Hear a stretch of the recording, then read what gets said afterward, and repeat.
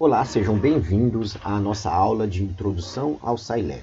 O Scilab é uma ferramenta de cálculo numérico ou simulação de sistemas físicos usado nessas diversas áreas que nós colocamos aqui. Tá? Ele, em 1989, começou-se a sua produção, sua criação através desses órgãos. Depois ele se tornou um software livre em 1994.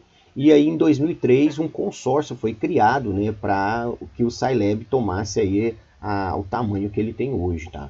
Hoje ele funciona para os sistemas Linux, Windows, Solaris e o Unix. A cara principal do Scilab é essa daqui que a gente vai estar abrindo aí para vocês. E no Scilab a gente tem, eu vou até puxar ele aqui para a gente visualizar ele melhor. Então esse aqui é a nossa ferramenta. Eu consigo criar uma parte de edição aqui de script, então eu tenho uma área para edição de script, é o nosso editor. Esse editor ele pode ser docável, então ele pode ser inserido dentro da minha ferramenta principal. Aqui eu tenho uma área que é uma área de console, prompt de comando. Aqui eu posso estar mandando alguns comandos e também posso estar salvando em um arquivo para execução desse arquivo e vendo o retorno aqui no meu prompt de comando. Tá? Você percebe que quando eu clico aqui, as minhas barras de ferramenta mudam, porque elas ficam de acordo com a ferramenta que eu estou usando aqui, no caso, SciNotes, que é a parte de edição. Quando eu clico no console, ele fica de acordo com a parte de console. Quando eu clico aqui no navegador de arquivos, a mesma coisa, navegador de comandos, tá? Histórico de variáveis e assim vai. Tá? Aqui é o navegador de variáveis e assim vai. Então, aqui nós temos uma série de elementos. Navegador de arquivos é onde você vai ver o arquivo corrente que você está trabalhando. Você está trabalhando, no caso, nesse arquivo aqui.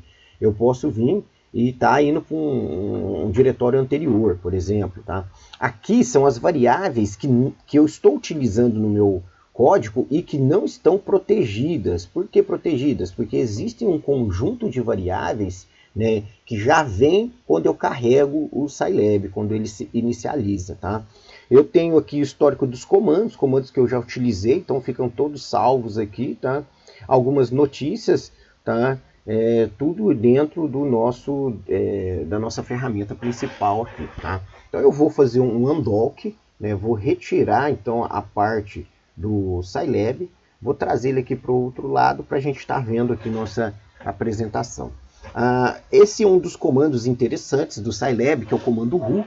Você escreve ru aqui no seu console, no seu prompt, então ru, por exemplo, e aí você vai ver uma série de variáveis, que são aquelas variáveis que eu falei para vocês, protegidas, que vem na hora que carrega. Então são variáveis que eu não vou conseguir apagar. Por exemplo, o valor do π é uma variável que está lá dentro, o valor do neperiano, que é o e. Aqui, sempre essas variáveis, elas costumam começar aí com 1%, tá? Então eu vou colocar, por exemplo, aqui, eu vou mostrar aqui para vocês algumas dessas variáveis aqui, ó. Por exemplo, neperiano, o i de raiz quadrada. Então eu quero raiz quadrada de menos 1, desculpa. Quando eu quero trabalhar com número imaginário, alguns lugares trabalham com J aqui, com I, mas eu tenho que colocar o porcento, diferentemente lá do MATLAB. Se eu quero trabalhar com o I e não porcento I, é só eu criar uma variável I, que vai ser exatamente o porcento I. E aí, a partir desse momento, eu posso estar fazendo que o meu A é, por exemplo, 10 mais I vezes 5, por exemplo, e aí ele está funcionando. Mas se eu não fizer isso, vou dar um clear aqui, ó, apaguei aquela variável i. Agora, se eu fizer dessa forma, vai dar um erro, porque ele não conhece o i. Agora, se eu coloco essa parte, ele entende que foi ok, porque esse i já é uma variável interna, já está dentro dele. Então, a gente pode trabalhar dessa forma, deu um clear, apaguei todas as variáveis, vocês devem ter visto aqui no navegador de variável, e um CLC para limpar a nossa tela, para a gente poder estar trabalhando. Tá? Então eu tenho o verdadeiro, que é o %t, o falso, %f, uma variável se ela é infinita, se ela não é um número, tem várias coisas. A gente tem aqui aqueles elementos de comparação, os operadores de comparação. Esses operadores são normais aí da gente, o menor igual, menor, maior igual, tá? Diferente, a gente tem as duas formas, trabalhar com diferente, e os operadores aí, de lógicas, lógica E, lógica OR e a lógica inversora. Aí os comandos básicos que a gente tem aqui, por exemplo, o pwd, que mostra o diretório atual que eu estou. Então, vamos pegar aqui e colocar pwd, né, ctemp, que é o diretório que eu estou. Se eu colocar aqui temp test e colocar o pwd, ele vai temp test, tá?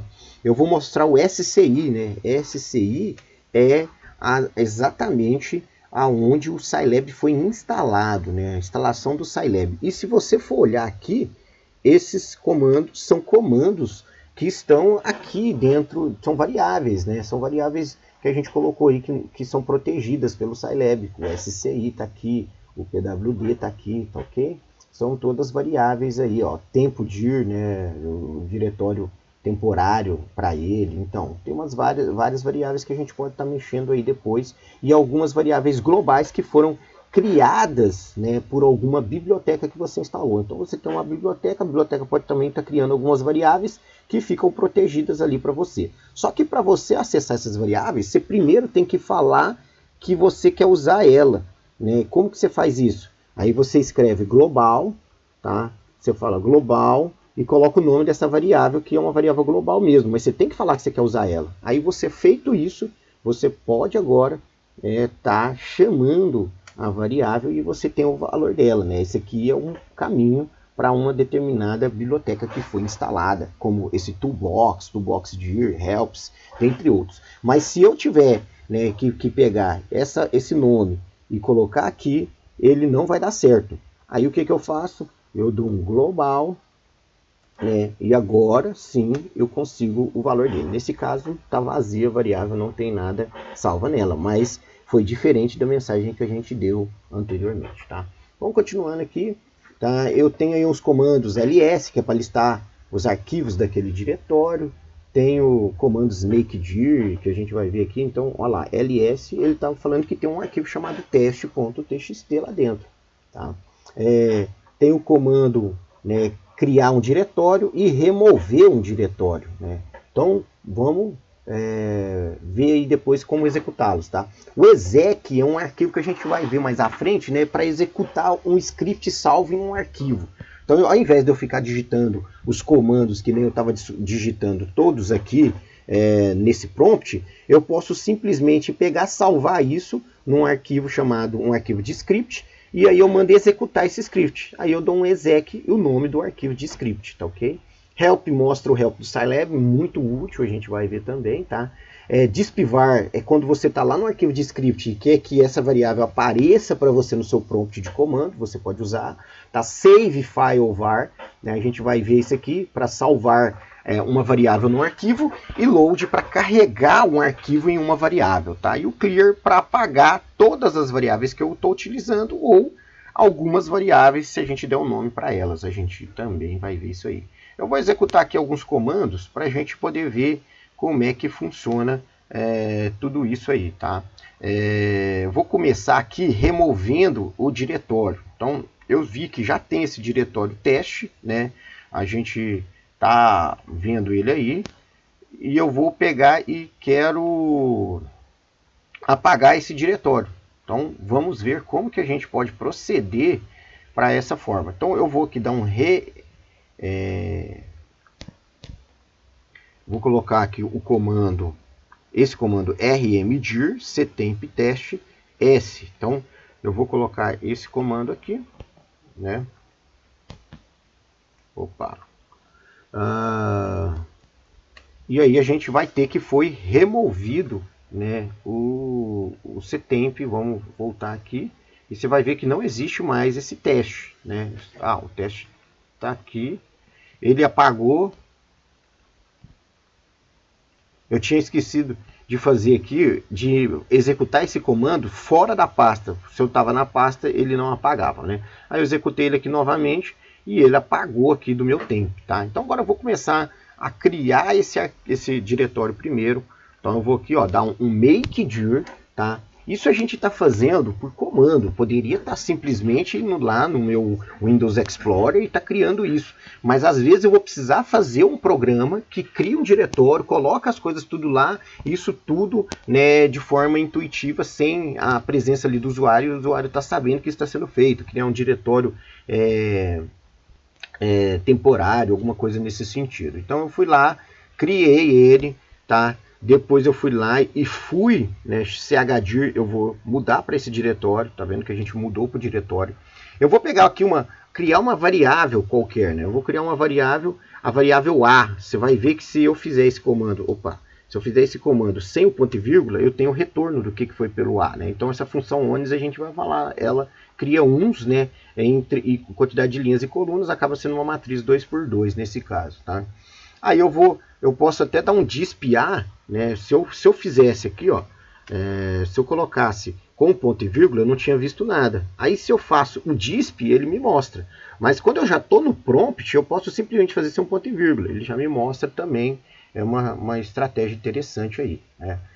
Eu vou agora pegar e salvar esse A. Vamos salvar esse A dentro de um arquivo chamado teste.dat. Tá? Então foi lá, está salvo o teste.dat. Aí eu vou apagar o meu A, né? Então quando eu dou um clear A, eu só apago o A.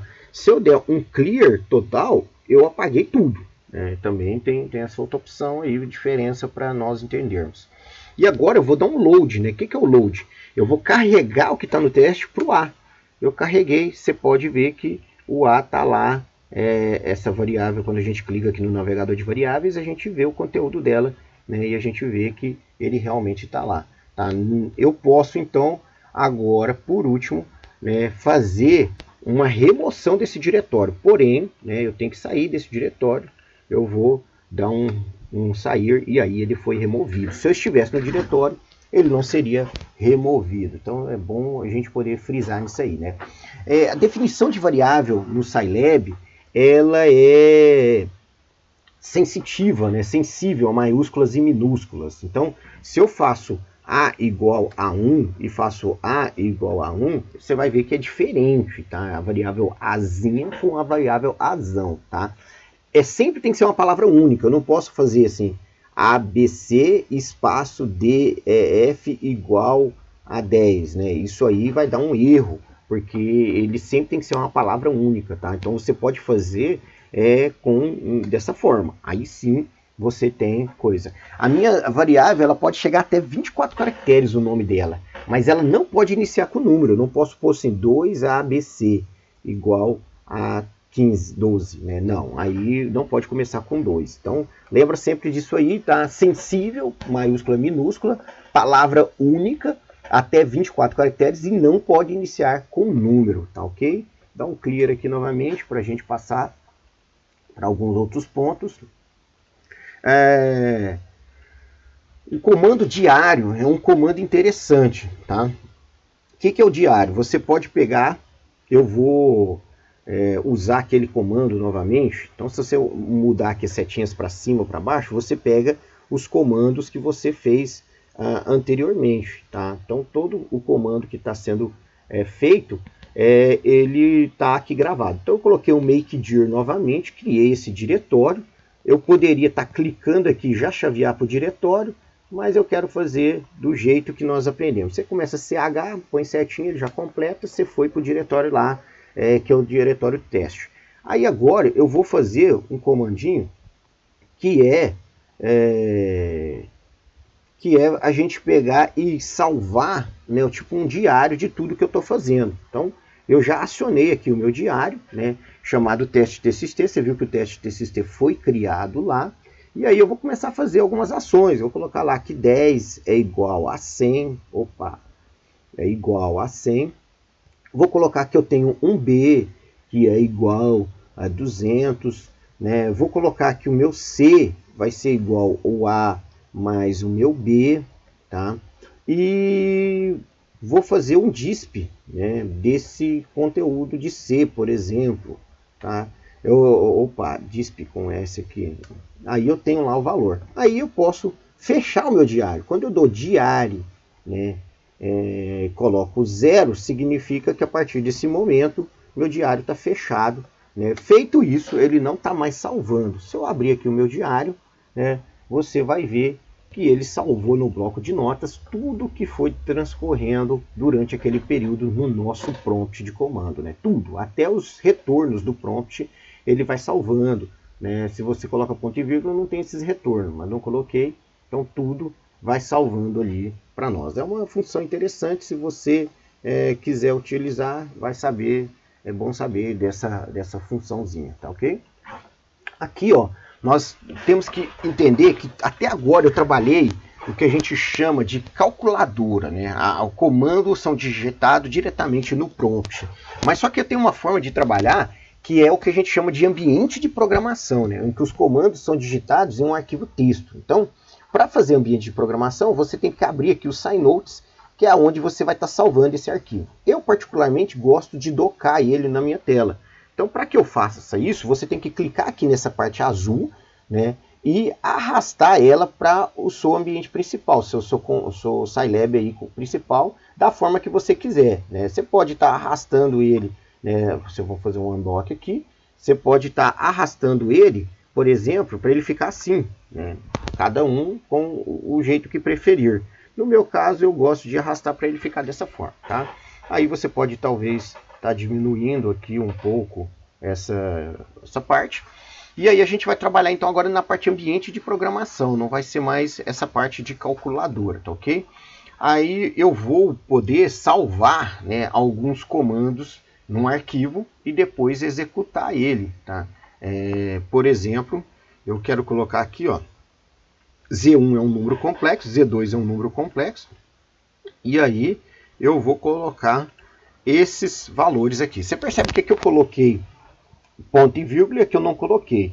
Só que se eu mandar executar ele no padrão, né, ele pede para que eu salve, né, eu vou salvar dentro do teste, vou salvar como exemplo 01, por exemplo, e aí vou mandar executar. O que ele mostrou aqui para mim na hora que ele executou? Nada. Por quê? Ele não me deu o feedback daqueles que eu não coloquei o ponto e vírgula, né? Esse é o modo de operação. Você pode perceber que quando eu mandei executar, ele deu um exec -1.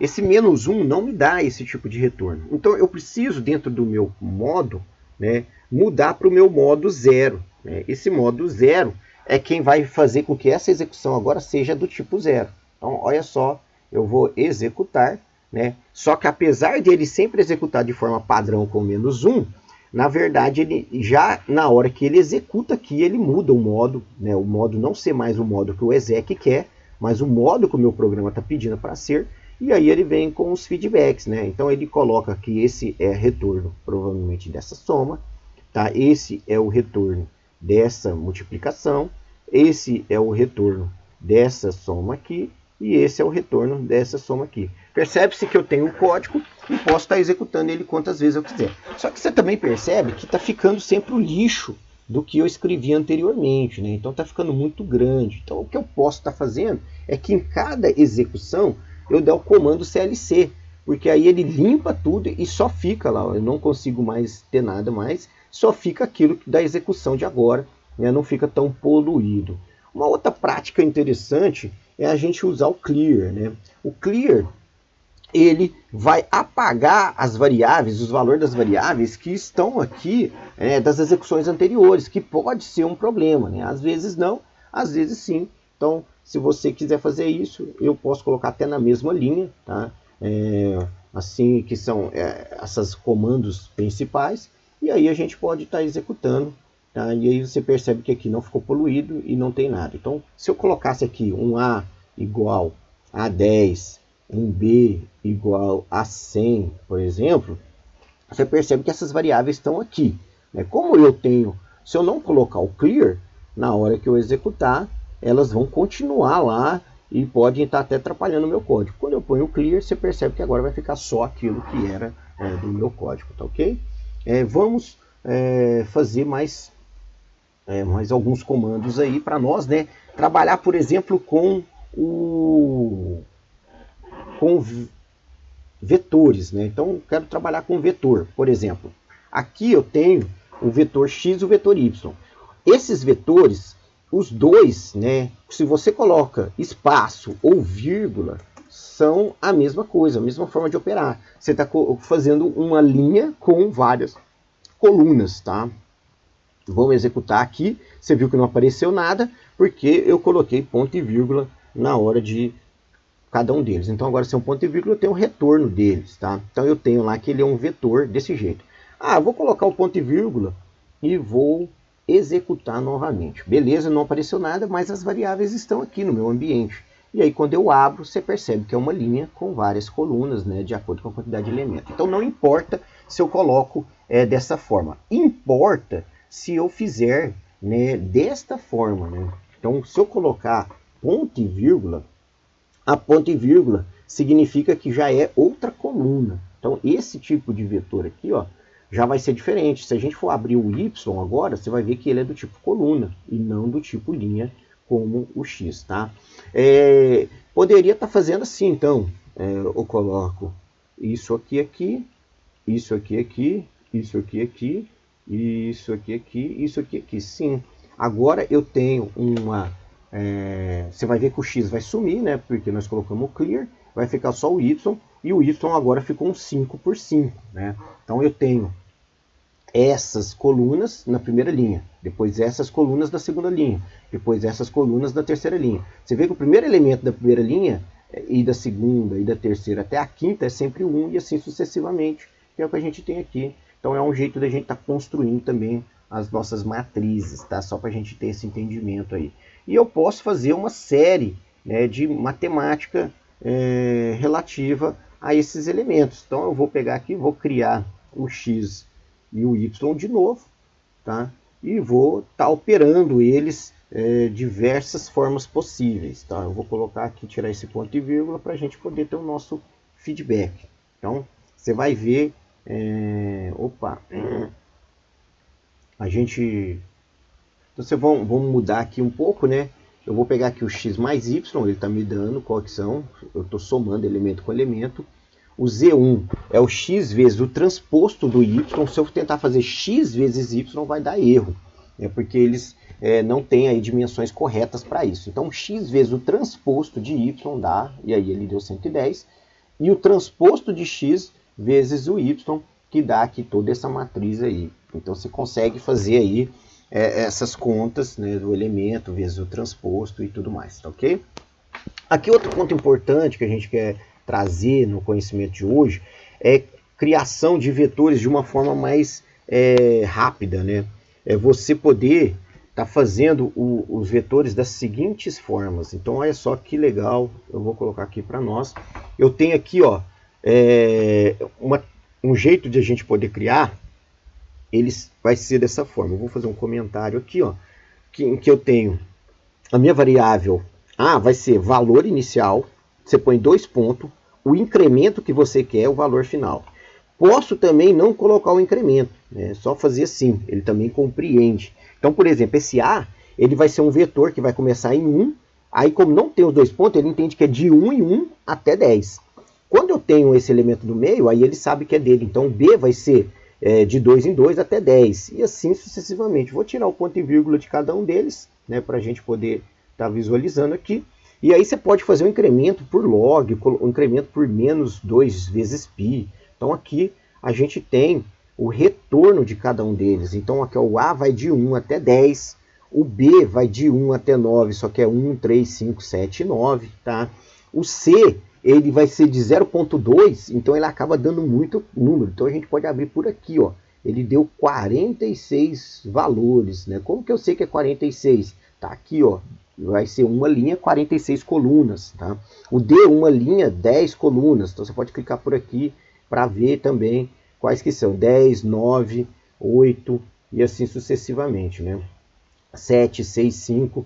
A gente pode visualizar isso aqui no nosso navegador de variáveis, tá? E aí tem várias opções que você pode estar fazendo aí. É uma forma também de você inicializar os seus vetores, né? Utilizando isso aí, a gente usa muito, tá? Falando em vetor, nós temos alguns comandos que a gente utiliza para saber aí o tamanho de um vetor. Então, o length é para você saber aí o tamanho do seu vetor A, por exemplo. Tá? Ele te manda, é maiúsculo, né? Então ele manda para você o tamanho dele. Só que o tamanho, se ele for uma matriz, ele pega tudo, a quantidade total. Então seria linhas por colunas. Se você quer saber só a quantidade de linha ou só a quantidade de colunas, você vai ter que usar o size, né? O size, ele vai te falar isso. E aí, como ele retorna duas coisas, a gente vai ter que pôr isso em dois elementos, tá? Você pode até receber só um, mas ele tem como ele te passar os valores de x e os valores de y, tá? Então o size também é interessante aí, ó, 1 em x e 10 em y, por exemplo, chamei de x e y, linha e coluna, tá ok? Então a gente tem aí size e length, tá? Vou pegar e vou fazer usar o comandinho que a gente ainda não comentou muito bem dele, mas é o comando ones, né? Vou dar um clear aqui para apagar essas variáveis, dar um CLC para limpar a nossa tela, e vou fazer o ones. O ones, ele vai criar para mim um vetor de uma linha com 10 colunas.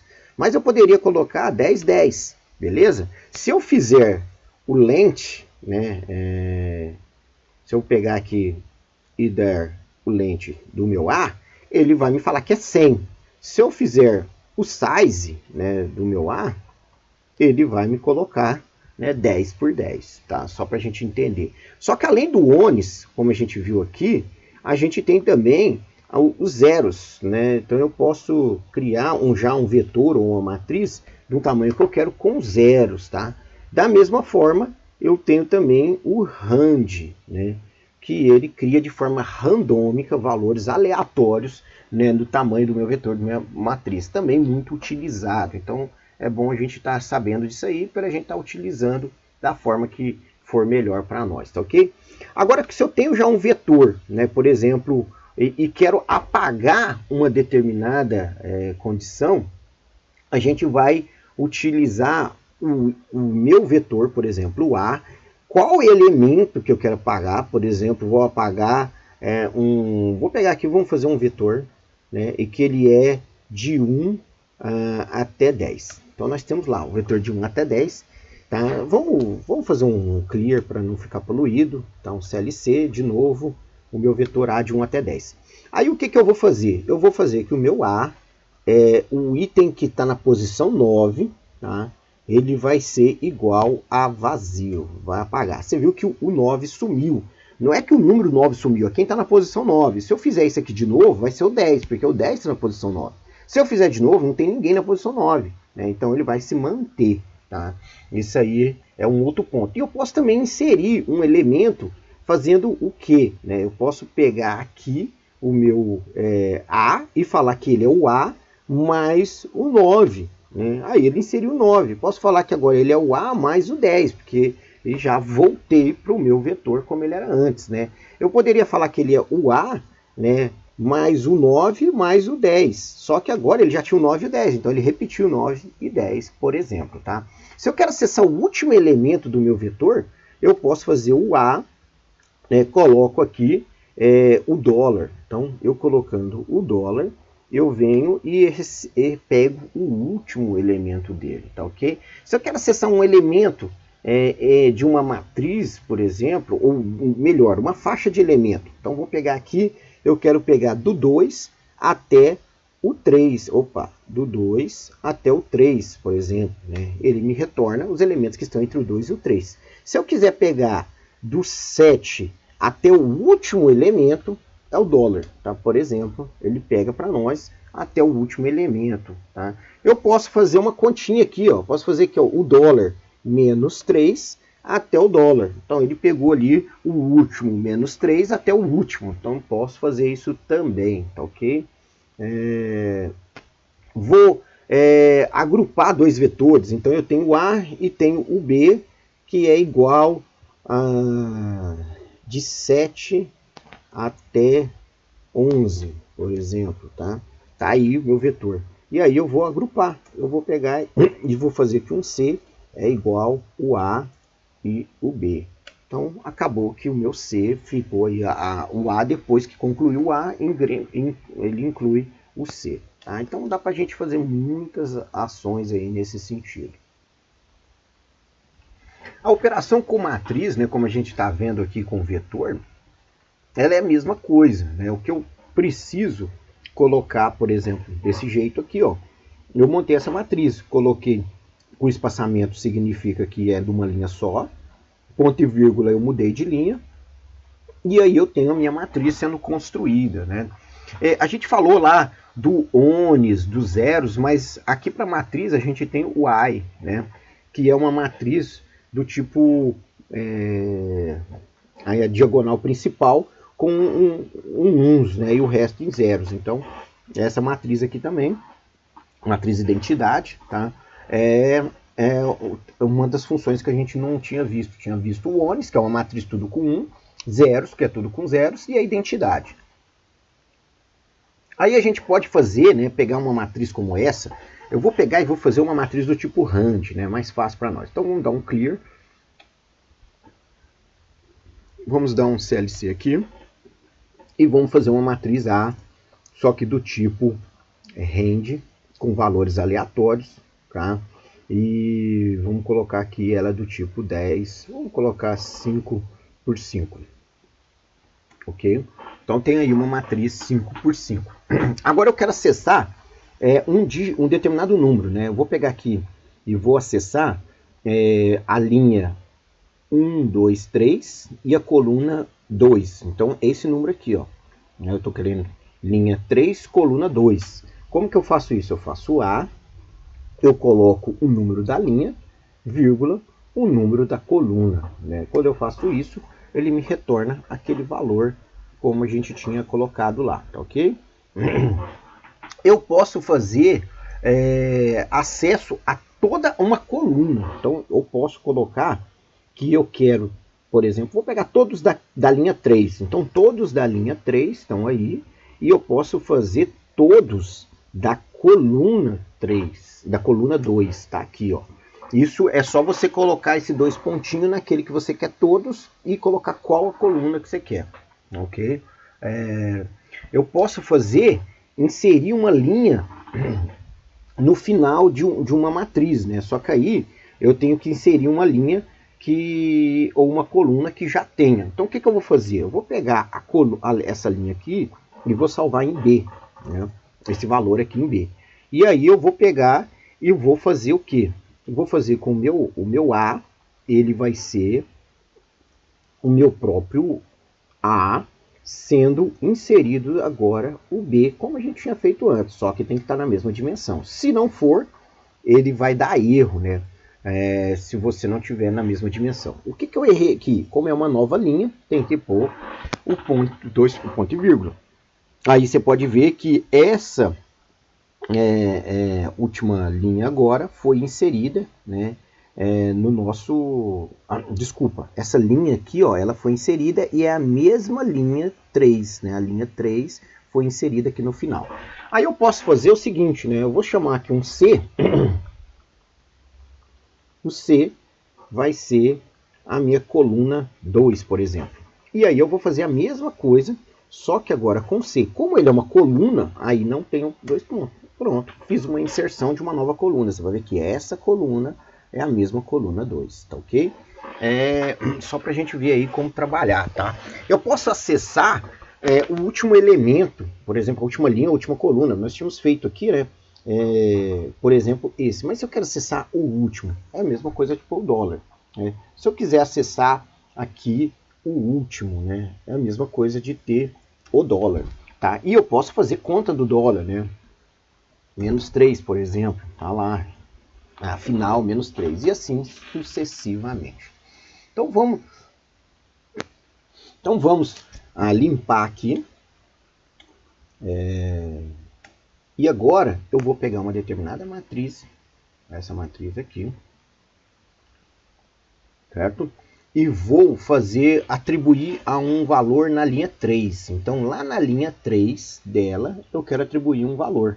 Pronto. Fiz aí, ó, o A, linha 3, quero atribuir o valor 0. Você percebe, né, aqui que toda a linha recebeu 0. Então toda a linha recebeu o mesmo valor. Se eu colocar aqui que é 10, todos os elementos vão receber 10. Eu quero multiplicar a linha 2 por 10. Como que eu tenho que fazer isso? Né? Eu vou colocar aqui, ó, que a linha 2 vai receber a linha 2 mesmo multiplicada por 10. É isso que a gente tem que estar fazendo. tá? Para mim estar alterando o valor da linha 2. Se eu fizer só isso aqui, eu vou estar vendo só a linha 2 multiplicada por 10, né? Não estou alterando lá na matriz como a gente queria. Por exemplo, quero remover a última linha. Como é que eu vou apagar uma linha inteira, né? Eu venho aqui, ó, e faço o A, o dólar, né? Então a linha inteira com todas as colunas igual vazio. Significa vazio, significa apagar ela. Então a minha matriz agora diminuiu. Vamos inserir o vetor B na última linha de A. Então eu vou pegar um vetor B. Então eu tenho esse vetor, tá lá, B, e vou inserir ele na última linha de A. Como é que eu faço isso, professor? Basicamente, eu vou lá e coloco que o A vai ser o próprio A, aí eu coloco lá o ponto e vírgula, né, que vai ser mais uma linha, né, e essa linha tá aqui, ou eu coloco que é o nosso B, que eu já tinha colocado antes. Tá lá o valor, tá? Mas eu poderia ter feito assim, assim posso. Você vai ver que a gente vai inserir mais uma linha com aquele quantidade de elementos, tá? Só que o número de linhas e colunas tem que, a quantidade aqui no caso de colunas tem que ser igual. Se não for, ele vai dar um erro para nós, tá? Eu quero acessar um conjunto diferente. Então, vamos fazer aqui de novo. Eu vou apagar aqui. Tá? Eu vou suspender aqui para nós, que não estamos usando muito aqui agora, né? E vou fazer para nós a matriz randômica, tá? Então, eu estou com essa matriz randômica e vou atribuir lá, como a gente tinha feito antes, né? A coluna 2 inteira, nós vamos receber 0. Foi feito isso. Agora eu vou multiplicar os elementos de 2 a 4 da coluna 3 por 10. Então eu não vou mais fazer só para uma coluna, mas para um conjunto de colunas. Como é que é isso? Você vem aqui, ó, e fala que esse conjunto de colunas de linhas na coluna 3 aí eu pego o mesmo conjunto, vou multiplicar por 10. Então você está vendo aí, ó, que a gente conseguiu fazer a multiplicação por 10. Então foi quais elementos, tá? Foi esse, né?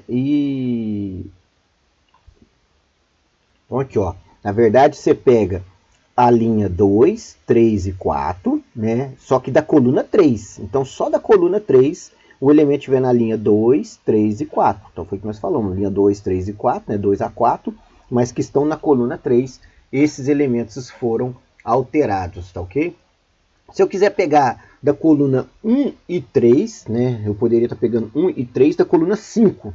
Então eu tenho aqui 1, 2, 3, 4, 5, e eu vou pegar 1, 2 e 3, por exemplo.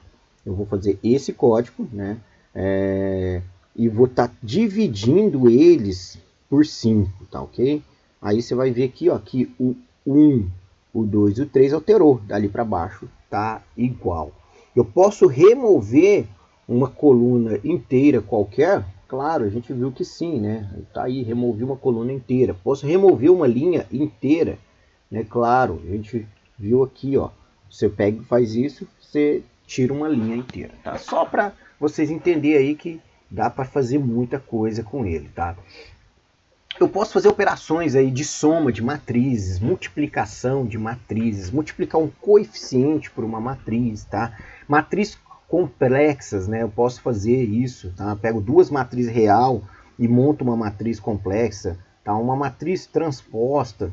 Então tudo isso eu consigo fazer. Tá? Então fica aqui, ó. Eu posso pegar duas matrizes e ter uma terceira matriz na soma, na multiplicação, pelo escalar. Eu posso pegar uma matriz mais uma outra matriz multiplicada pela parte imaginária. E aí eu tenho uma matriz de complexa. Eu posso pegar a transposta, né, e fazer a transposta de uma matriz. Posso calcular o determinante de uma matriz ou posso pegar só a diagonal de uma matriz. Tá? Tudo isso a gente consegue trabalhar aí sim. Agora nós vamos falar sobre polinômio, né? A função poly, ela é muito importante na área de controle, a gente vai trabalhar muito com ela, tá? Então aqui eu construo um polinômio como esse, tá? Onde esse a n-1, a2, a1, a0, é o que nós denominamos de coeficiente. Então esses são os coeficientes que estão multiplicando aí a nossa variável. E essa variável o expoente dela vai aumentando, né?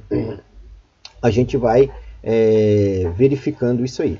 Tá, agora aqui, como que a gente constrói? O poly, você coloca primeiro o coeficiente, normalmente é um vetor, né? A variável que você quer, que é o x aqui, e esse flag falando que se é do tipo coeficiente, porque você também pode montar um polinômio com as raízes, onde você coloca quais são as raízes do polinômio, e aí ele monta o seu polinômio de forma por raiz. Vamos ver isso aqui direitinho. Olha só, vou vir aqui, coloquei isso, né? Então eu falei que os coeficientes são 1, 2 e 3, variável x do tipo coeficiente no y, né?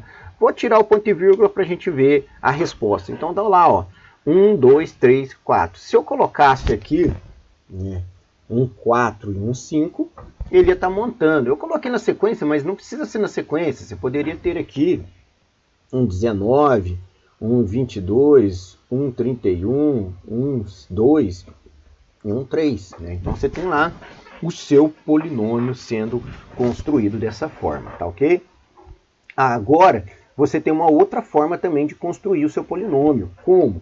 Eu posso colocar, falando que o x agora, essa variável x, ela vai ser do tipo, né, literal. Então, ela não vai ter um valor nela, ela vai ser do tipo literal. Desculpa aqui que aqui está com as aspas erradas. Então, você está lá o x de forma literal. E aí eu posso vir e escrever, né, como se fosse com uma equação, né? Estou escrevendo ele aqui, e aí eu dou Enter, ele vem e constrói para mim o polinômio, porque ele entende agora que esse x não é uma variável que ele tem que procurar valor para ela. Ele é uma variável, só que nesse momento ela não tem valor, ela é literal. Então você pode estar trabalhando dessa forma também, tá ok? Então, olha só, se eu fizer aqui, ele salvou para mim. Mas por quê? Se eu der um clear, né, eu vou dar um clear, vou dar um CLC e vou tentar rodar de novo isso aqui. Ele falou que está indefinido a variável x, que ele está procurando um valor para a variável x. Então você tem que ir lá fazer o poly primeiro, para depois você vir e ter essa condição de digitar dessa forma, tá? Você pode calcular as raízes de um polinômio usando o roots, né? Então você tem aqui roots. Aí você digita qual que é o seu polinômio e ele vai te dar. Nesse caso, o polinômio que a gente pegou aqui é um polinômio com raízes complexas, né? Então ele está lá, as raízes complexas. Mas poderia... Olha só, eu vou pegar um polinômio, né? Eu vou colocar um polinômio aqui dessa forma. Então eu sei que as raízes desse polinômio é 2, 3 e 4. Essas são as raízes. Então esse é o polinômio. Se eu digitar aqui roots, né, de y, ele vai me dar lá que é o 4, 3 e o 2. Tá? Então ele me deu que é o número 4, 3 e 2. Só tem parte real, parte imaginária não tem. Então ele calcula a raiz. Outra forma de eu fazer isso, né, é eu usar o poly. A gente tem aqui o poly, né, onde eu posso colocar aqui quais são as minhas raízes. Tá?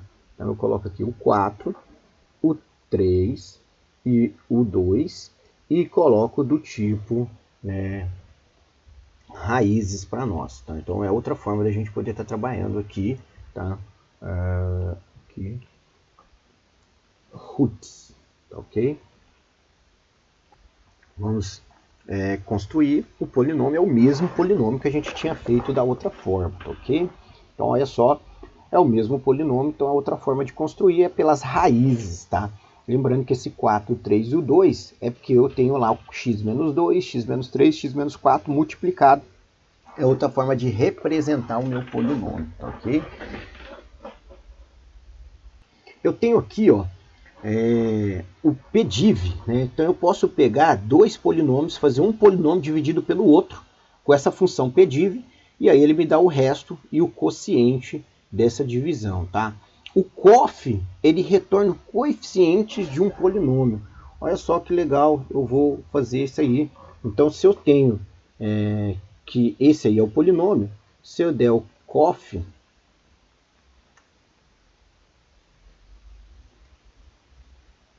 de y, ele está me dando lá, ó, 24, 26, 9 e 1, que é também uma coisa. Da mesma forma que tem o roots, né? Que é o mesmo que a gente coloca aqui. Então, se você está construindo ele dessa forma, se você também dá roots de y, ele está lá me dando as raízes, tá ok? Aí eu tenho aqui também elementos de matriz que podem ser polinômio. Então eu posso ter uma matriz onde cada elemento é um polinômio, sem problema, tá? Por exemplo, eu tenho essas duas matrizes aqui, tá? E lembra que eu tenho que fazer lá o x-poli para eu poder estar escrevendo essa matriz. Eu posso calcular um polinômio vezes outro, um dividido pelo outro, e a gente vai fazer isso aqui. Vamos ver como é que isso aí fica, ok?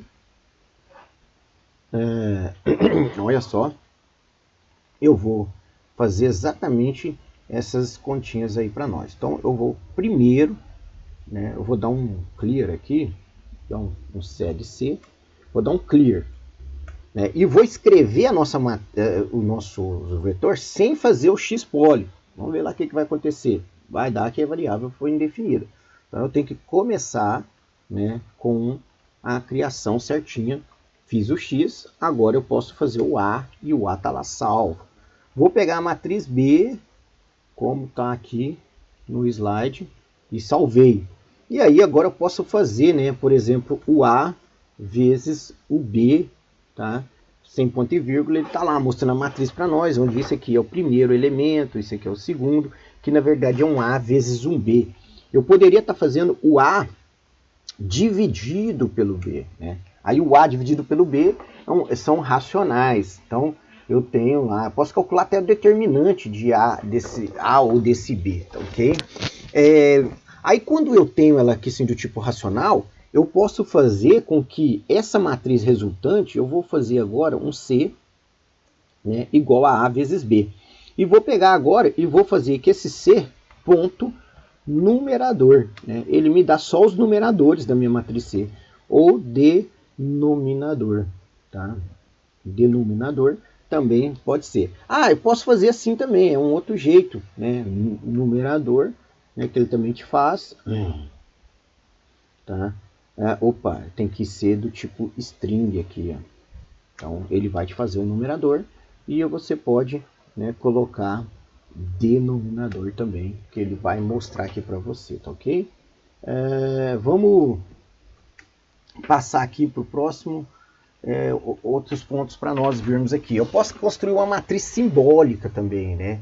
A matriz simbólica, ela tem lá dentro da matriz strings. Então eu tenho aqui, ó, que a matriz M é uma matriz onde tem o A, o B e o C, mas tá como string aqui. Só que agora eu vou fazer assim, ó, meu A é igual a 1, meu B é igual a 4, meu C é igual a 3 e meu D é igual a 5, né? Então eu estipulei valores para esses caras e aí eu tenho um comando para quando for elementos simbólicos para eu resolver, que é o have string, né? Resolva a string. E aí ele vem e resolve para você 1, 4, 3 e 5, tá ok? Ele já substituiu os valores naquele M. Então também posso trabalhar com elementos simbólicos desta forma aqui no Scilab, tá? Vamos mais elementos aqui, tá? A resolução de um sistema linear, né? Então eu tenho lá um sistema, eu vou pegar aqui a condição em que eu tenho dessa forma, né? Eu tenho o meu A e tenho o meu B, beleza? Aí o meu sistema, eu posso achar que o meu X, ele vai ser o A, desculpa, o inverso de A vezes o B. E aí ele faz o cálculo para mim. Só que eu tenho um outro jeito de resolver isso, né? Eu posso fazer dessa forma. Quando é o A que é o inverso, eu ponho o dividido desse jeito. Aí ele vai me dar a mesma resposta. Agora, se a minha solução ela vai ser desse jeito aqui, ó, aqui opa, ele está falando que melhor a gente ver aqui, né, que se eu fizesse o A vezes o inv de B, se for essa a minha estratégia, aí é o barra divisão normal, tá? Então, divisão invertido é quando o A é invertido, vezes o B, tá ok? Tem que tomar cuidado aí, tá? Porque normalmente a gente utiliza essa notação aqui, mas acaba colocando essa que a gente está mais acostumado, ok? Tá? O ponto, né? Então, quando é o operador ponto, e quando é que eu faço a operação, não é com a matriz, mas elemento por elemento. Por exemplo, eu tenho o A e o B. Quando eu faço A ponto vezes B, eu estou falando que eu quero que ele pegue o elemento de um e multiplique pelo respectivo elemento do outro. Então ele vai fazer o 1 vezes o 2 vezes o 4, o 3 vezes o 6. Está aqui, ó, 2, 8, 18. E aí vai montando elemento por elemento. A divisão é a mesma coisa. Então, se eu quero fazer elemento por elemento, mas sendo o respectivo com o respectivo, né, posição 1, 1 com a posição 1, posição 1, 2 com a 1, 2, e assim sucessivamente, eu uso o ponto, tá? Uma matriz ela é dita esparsa quando possui uma grande quantidade de elementos iguais a zero. A matriz esparsa ela é implementada através de um conjunto de listas ligadas que apontam para elementos não zero, de forma que os elementos que possuem valor zero não são armazenados. Então, se eu tenho uma matriz muito grande e a maioria dos elementos é zero, compensa eu trabalhar com uma matriz esparsa. Porque a matriz esparsa ela vai salvar a posição daquele elemento que não é zero. Tá? Ele faz isso. Então, salva para nós a posição do elemento que não é zero. Então, olha só, ele colocou que é uma matriz do tipo 3x3, onde o 1, 3 é 1, o 2, 1 é 2 e o 3, 2 é 3. Né? E os zeros não pega. Se tiver muito zero, essa notação é melhor. E aí você pode trabalhar com matriz esparsa no Scilab. Tá? Então você tem lá o A, que é a sua matriz. Aí você mandou fazer o A ficar igual a esparsa de A. Aí ele pega, né, eu tenho o B vezes a esparsa de B, e faço C igual a vezes B. E aí eu vou obter C da forma completa. Se eu quiser voltar aqui, né, eu posso fazer ela de forma completa. Então, vamos fazer aqui rapidinho esse código para a gente poder visualizar melhor essa questão aí da matriz esparsa, tá? Olha só, eu vou pegar aqui e vou colocar todo o código para nós. Então, coloquei todo o código lá. Ele já salvou o A, já fez o A esparsa de A, fez o B esparsa de B e o C. Se eu digitar aqui, ó, opa, ele é maiúsculo, né? Então, tem aqui o C, é o que nós tínhamos falado, tá? Matriz 3x3, onde o 1 está aqui os valores de cada um.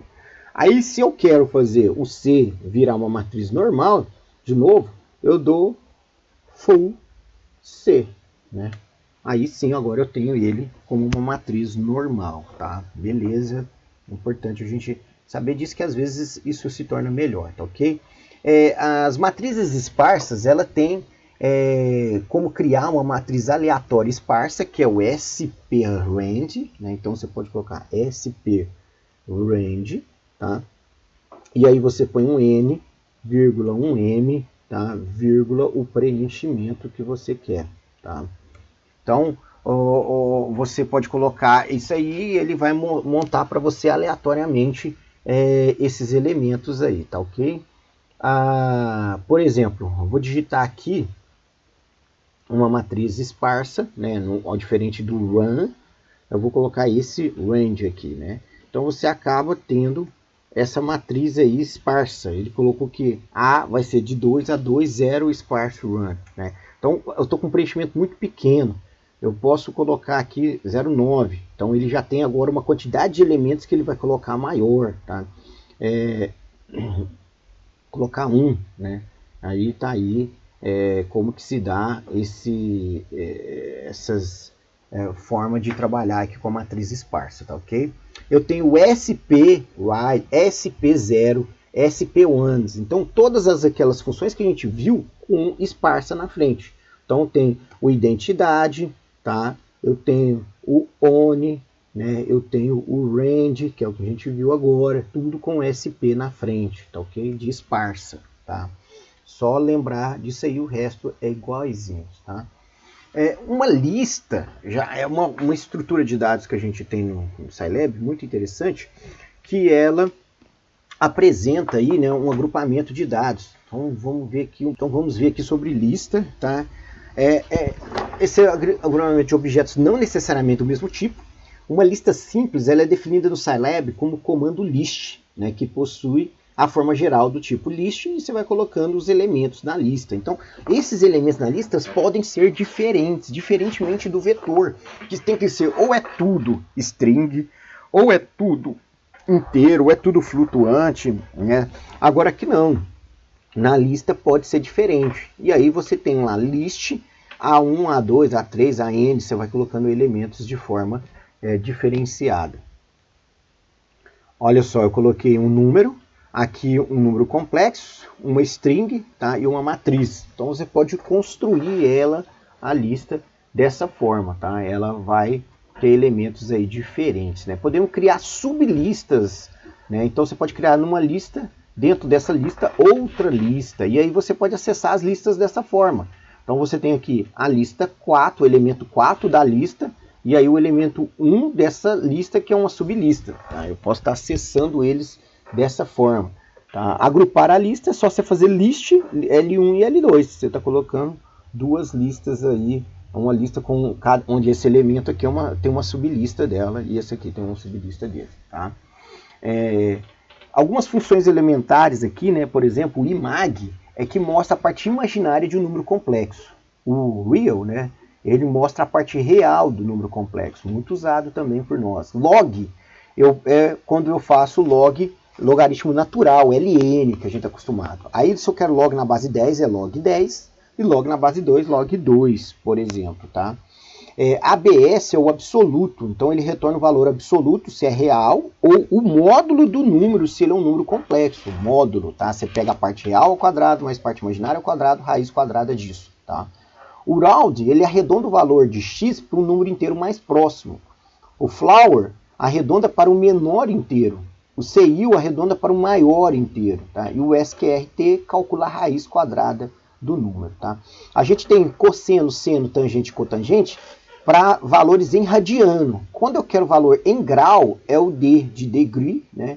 Então eu coloco o mesmo seno, cosseno, seno, tangente e cotangente com D. Mesma coisa acontece com arco cosseno, arco seno, arco tangente.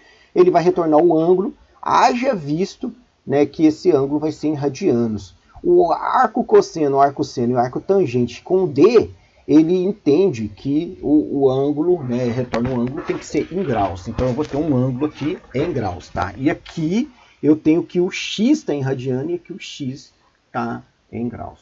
Tá ok? Aí a gente estava vendo lá aquela parte de programação, né, no Scilab, tá? Então o Scilab, para você fazer lá os nossos programas, você tem uma série de ferramentas aí, né, de comandos. Por exemplo, o laço for. Então eu posso colocar for, a minha variável igual. Aí o início, né, quando ela começar naquele valor, qual que é o incremento e o fim. Igualzinho quando a gente cria um vetor, né? Só que aí o início, se eu não colocar o incremento, ele entende que é de 1 em 1 até o fim, e aí ele vai ficar executando aquela instrução naquela quantidade de vezes. Tá? Então olha só um exemplo aqui, eu tenho A igual a 0, aí eu faço for I de 1 em 1 até 3, e eu faço A igual a A mais 1, tá ok? E tenho também. Tenho essa lista, por exemplo, onde eu faço for de 1K, que o K é igual a L. E aí ele vai disponibilizar para nós, né, o L. E aí a gente vai ver cada um dos elementos da lista também. É uma forma de estar varrendo aí os elementos da lista, tá ok? O while, né, o laço while, você põe o while, condição, as instruções e end. Né? Aí ele vai verificando se a condição foi confirmada. Então o laço while repete uma sequência de instrução enquanto uma condição for satisfeita. Útil quando não se sabe o número de interações. Tá? O laço while, ele permite, né, o igual ou somente um igual como comparação, tá? Menor, maior, menor ou igual, maior ou igual, e o diferente nas duas opções. Tá, okay? Um exemplo aqui, eu tenho que o x é igual a 1 e que o v é um vetor, só que vazio, ele começou sem nada. Aí eu coloco, enquanto o x for menor ou igual a 16, eu faço, primeiro, que v vai receber o v, que no começo é vazio, mais o x, então ele recebe o 1, e aí eu faço que o x é igual a x vezes 2. Né? Então ele vai montando um vetor com os números, né, os números multiplicados. Quando chegar no valor de x igual a 16, ele para. Vamos rodar esse códigozinho aqui para a gente poder entender melhor, por exemplo, como que seria essa situação aqui. Tá ok? Vamos fazer esse código aí. Olha só, vou colocar eles já todos aqui. E aí ele parou. E agora eu vou colocar o V, né? Opa, o V. E aí ele coloca para mim 1, 2, 4, 8, 16. Eu poderia ter feito como em script? Poderia, né? Eu poderia ter vindo aqui, tá? E colocado o nosso while aqui, tá? Como ele está em modo 0 lá, como nós tínhamos falado, eu fiz uma indentação, eu vou colocar o código de uma forma mais elegante, né? E agora eu vou, por exemplo, tirar o ponto e vírgula daqui, né? Então a gente vai ver esse vetor crescendo. E aí você vai ver lá, ó, na primeira interação ele era 1, na segunda era 1 e 2, 1, 2 e 4, até chegar no 16 ele para, por exemplo, tá ok? Então a gente pode estar brincando bastante aí dessa forma, tá? O if, then, else, né? Então você pode ter if e and, né? Then, and, ou if e then, else. Então tem aqui o if, condição. Se essa condição foi satisfeita, faz isso. Se não, faz isso e final.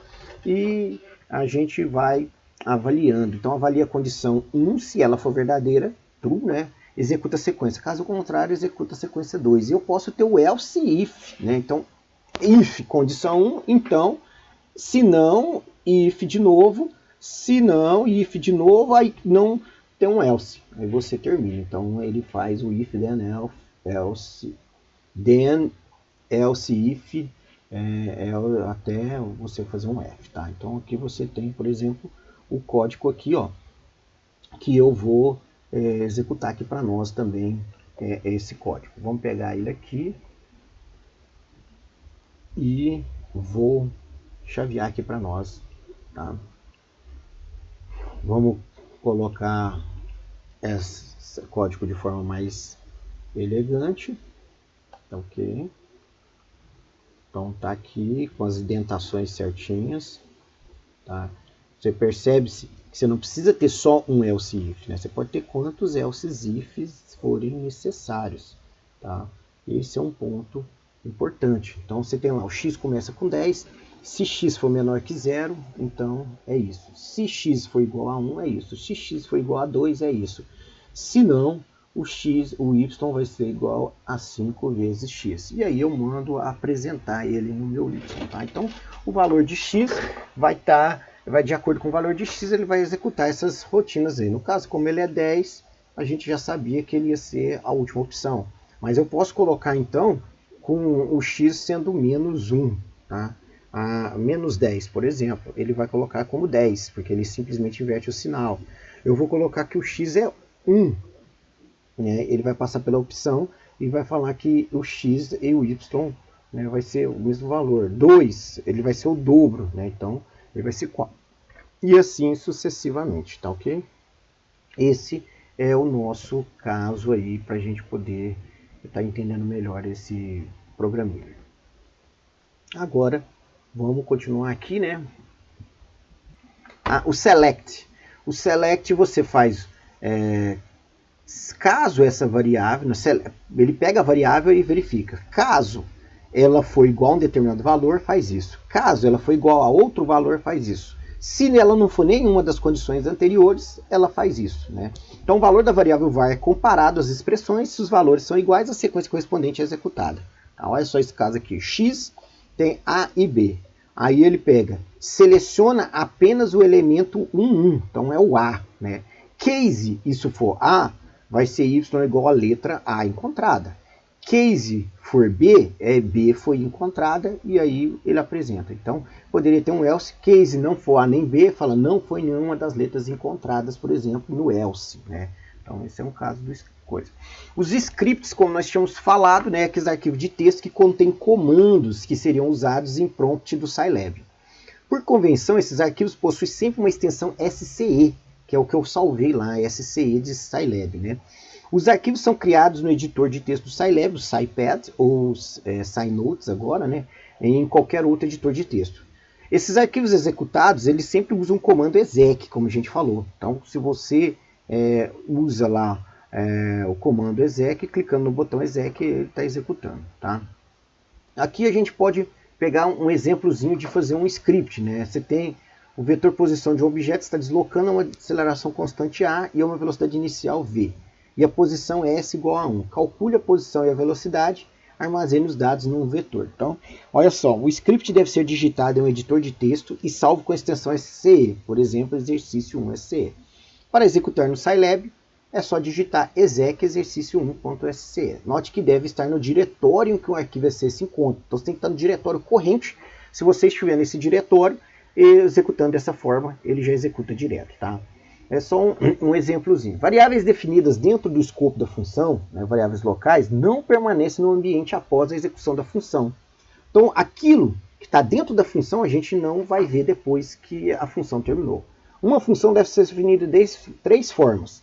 No ambiente Scilab, usando às vezes o comando def, que aí eu posso estar definindo uma função em tempo de digitação, ou digitando texto no SciPad, né, e clicando no menu Execute, a opção Load into Scilab. Então eu tenho aqui uma função, o que ela retorna, o nome da função e o que ela recebe. E aí a função, as execuções dela no final, o end function. Tá? Então eu tenho aqui os argumentos de entrada, argumentos de saída e as instruções executadas pela função. Então, vou definir uma função que converte um número complexo de forma cartesiana para a forma polar. Tá, ok? Olha só, ele pega function, então ele tem mod e eng, tá? Aí ele tem o nome da função, real e imaginário. Ele pega mod, é raiz quadrada da parte real ao quadrado, mais o imaginário ao quadrado, né? Tirou a raiz disso. O ângulo é arco tangente do imaginário sobre o real, vezes 180 dividido por π, ou se você colocasse arco tangente D aqui, também resolveria. Tá vendo que esse cara mod é o mod que está aqui? Então, quando ele retornar, o valor que você colocou aqui é o valor que ele vai retornar lá. Então, você está sinalizando para ele que essa variável dentro do seu código, quando finalizar, é a variável que ele vai estar retornando. E aí você vai estar recebendo isso aí. Vamos fazer esse código para a gente poder comparar aqui os valores. Então, você vem aqui, ó. Só que um detalhe é que quando você faz uma função, tá? A sua função ela tem que ser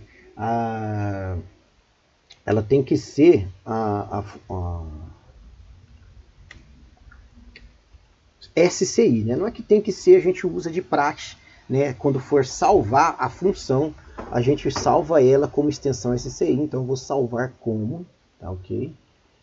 Vou salvar como SCI e está lá dentro do teste, né? Então, beleza.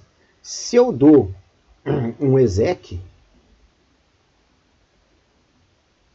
tá? EX01, EX01.sci, ele não, EX,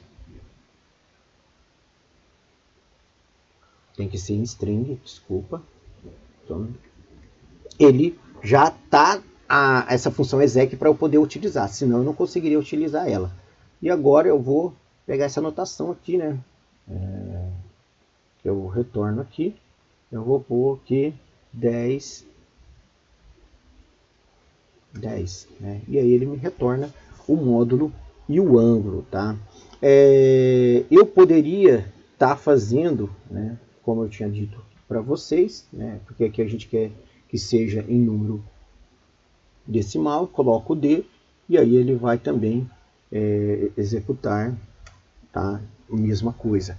Vocês perceberam que ao invés de eu executar aqui, ó, de eu fazer um exec, eu executei aqui, né, a mesma coisa. Quando eu faço isso, por que não está aparecendo nada? Porque eu tenho esse conjunto aqui. Então, quando eu executo, vocês vão ver que ele está dando o mesmo exec, tá? E eu preciso executar uma função para ele saber que essa função, quando eu for usar ela, ela está dentro ali do Scilab. Ela é uma função válida para o Scilab. Então, eu preciso fazer esse exec primeiro para ela estar válida. E quando é função, eu salvo com a extensão SCI. Quando não é função, SCE. Tá? Então, isso aí é importante também. Tá? Olha só, eu poderia estar fazendo aqui, ó, dessa forma, né, na hora de executar. Então eu vim aqui inicialmente, dei o exec da minha função, né? Se eu tivesse salvo com esse nome, não, eu não salvei com esse nome. O ideal é sempre salvar o nome do arquivo com o nome da função, tá? Coloquei o z sendo 2 mais 2i, tá? Ele fala que não conseguiu abrir o arquivo porque realmente não existe, tá? E aí eu vou então fazer parte a parte. Já está executado lá, eu vou dar um CLC, salvei aqui o z, tá? Agora eu vou executar a nossa função, ele executou ela, eu vou dar um disp, né, porque ela está salva lá, mas eu quero visualizar, eu tinha posto ponto e vírgula aqui, dei um disp no mod e dei um disp no Angular. Tá? Isso aqui não era necessário disp, né, já que eu já estou aqui. Disp é necessário quando eu estou executando aqui dentro. Então o que eu posso estar fazendo? Eu posso estar fazendo assim, ó. Eu tenho a função aqui e tem um código que roda já da própria função. Aí sim ele não se torna mais um arquivo do tipo SCI, porque a função faz parte. Então ele seria já seria já um caso de SCE. Aí eu mando salvar como, eu posso ter várias funções dentro de um arquivo SCE, né? Tá? E aí agora sim, ó, eu vou executar ele e ele vai me dar os retornos. Então vamos dar um CLC, vamos dar um clear. E aí ele vai rodar aqui para nós. Você percebe que ele está mostrando esses valores porque eu coloquei o disp. Né? Aí sim é necessário pôr o disp para aparecer para nós os valores. Haja visto que nem o mod a gente habilitou aqui, né? E também não tirou o ponto e vírgula das variáveis para estar vendo isso. Tá? Vamos falar um pouco também sobre o plot, né? A gente plotar alguns gráficos aí para nós. Então eu vou pegar aqui e fazer o seguinte. Eu vou pegar um vetor que eu vou chamar de x e vou colocar o seguinte valor para ele. Vou pegar o meu vetor y, tá, que vai ser o seno desse x. Então, eu tenho o x e tenho o y. E aí eu posso dar um plot. Tá? Nesse plot, eu tenho o x, o y, tá? Só por si só, ele vai abrir para nós uma telinha, né, plotando esse x e esse y. Mas eu posso colocar o x, o y, e também posso colocar a cor, né, que eu quero. Então eu posso colocar aqui, ó, red, né? Vocês viram que estava em azul, coloquei em vermelho, tá? Eu posso fazer esse mesmo plot ser mais de um plot. Então eu posso vir aqui e colocar ele repetindo, por exemplo, só para a gente poder ver, né? Mas eu posso estar repetindo ele aqui. Só que aqui em blue. Só que aí vai ficar a mesma coisa, né? Vai ficar um em cima do outro, a gente nem vai ver a diferença. Então o que a gente vai fazer? A gente vai fazer um outro y, tá? Um outro y que eu vou chamar de y1, que vai ser o cosseno desse x, tá? Então o cosseno desse x. Agora eu vou rodar com o y1 e com só o y. Então você vai ver agora o seno e o cosseno, né, na nosso gráficozinho, tá ok? Beleza. Aqui nessa opção eu posso estar colocando um sinalzinho aqui, né? Vamos ver o que vai acontecer quando eu faço dessa forma, né? Eu coloquei um sinalzinho de menos. Ele vai mudar o jeito dele. Quer ver? Eu vou colocar agora um asterisco, né? Um asterisco. Se você observar, ele faz a linha com asteriscos, tá ok? Então você pode estar mudando a forma do seu desenho. Ao invés de você colocar, por exemplo, aqui duas, você pode pôr uma matriz, né? Você pode pôr uma matriz com elementos. Eu vou pegar aqui, por exemplo, e vou estar salvando um vetor t. Vou colocar que o meu x é o transposto de t, Então eu fiz o transposto aqui e transposto aqui, tá? Então meu x. E vou fazer com que o meu y, ele tem uma notação um pouquinho diferente, né? Vou colocar aqui que ele está transposto, mas de um ao quadrado e o outro ao cubo. E agora eu vou dar um plot, né? Só que um plot, por exemplo, x, y, tá? Aí o que ele vai fazer? Ele vai abrir para mim, já vai setar a cor para eles, né? E vai mostrar para nós os dois gráficos. Se fosse 3, teria 3 gráficos. Se fosse 4, 4 gráficos, tamanho, a ordem aí da nossa matriz. tá? Ele monta também para nós uma matriz. Uma outra coisa que nós vamos ver aqui é que eu posso rodar o meu plot, né? Eu vou fazer um teste aqui, ó. Vou rodar o plot. Aí o plot já está liberado. Eu vou fazer então uma legenda. Quando eu der aqui a legenda, você vai ver que vai aparecer essa legenda aqui. Né? Coloquei cosseno e seno, e aí as cores ele já coloca para você. Lembrando que o primeiro ele chamou de cosseno, o segundo de seno. Pode ser que nós colocamos trocado. E eu tenho também como um título, né? Eu posso pôr um título para ele. Então o título aparece lá em cima no meu plot. Ah, eu vou fazer isso aqui tudo, né, aqui no meu código, né? Fica às vezes mais fácil eu estar colocando o título, a legenda, eu colocando o plot, né?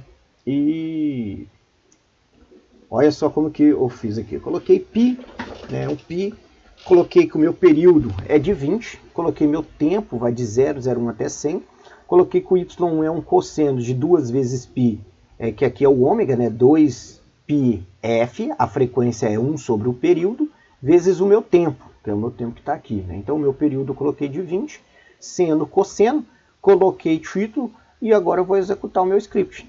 Executar, ele já vem com seno, cosseno, com tudo, né, no meu gráfico certinho.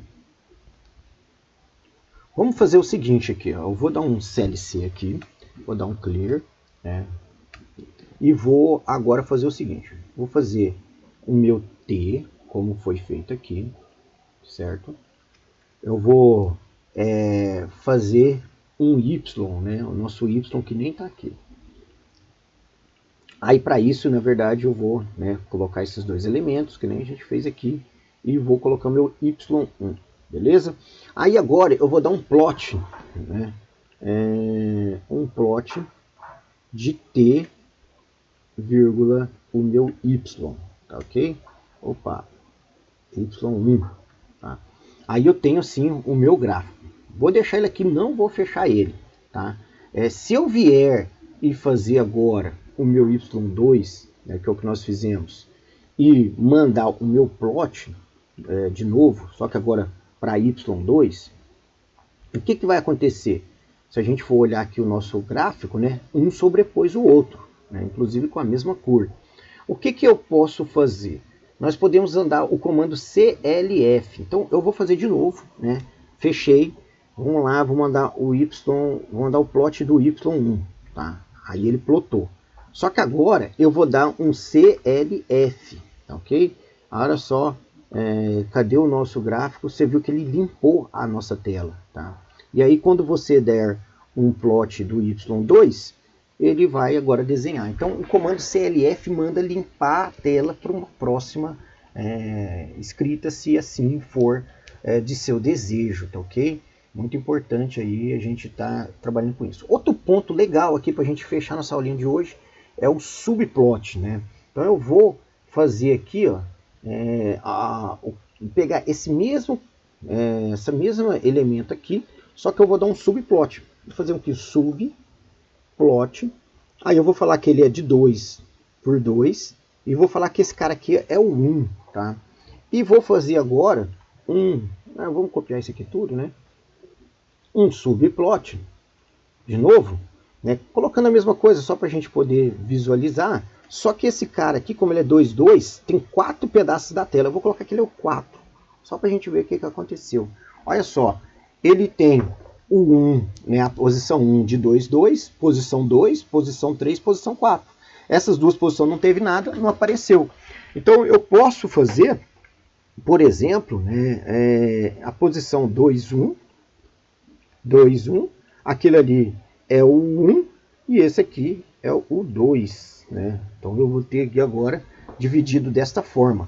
Eu posso fazer o contrário, eu posso fazer o 1, 2, o 1, 2, né? Também ele tem uma linha, duas colunas, o primeiro e o segundo. Então você pode colocar tudo no mesmo gráfico também, tá ok? Então as aulas básicas aqui de Scilab fecha por aqui, tá ok? Muito obrigado, até mais, pessoal.